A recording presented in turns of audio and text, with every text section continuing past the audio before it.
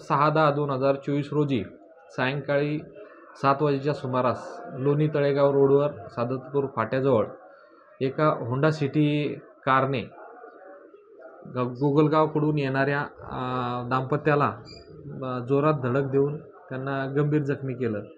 सदर घडलेल्या घटनेवरून आकाश आयर यांनी दिलेल्या फिर्यादीवरून लोणी पोलीस स्टेशन येथे गुन्हा दाखल करण्यात आलेला आहे.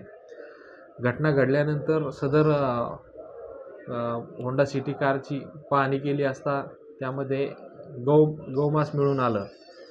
सदर गुन्ह्यामध्ये गौमांस मिळून आलं त्या अनुषंगानं सुद्धा आपण कलमा लावलेला आहे.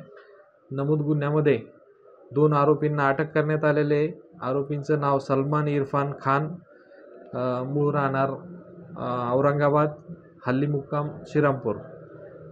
त्याच्यासोबतच समीर खलील शेख असे 2 आरोपी आपण अटक केलेले आहे. आज रोजी त्यांना माननीय न्यायालयात हजर करून जास्तीत जास्त पोलीस कस्टडी मिळवण्याचा प्रयत्न करून गुन्ह्याचा तपास करत आहोत.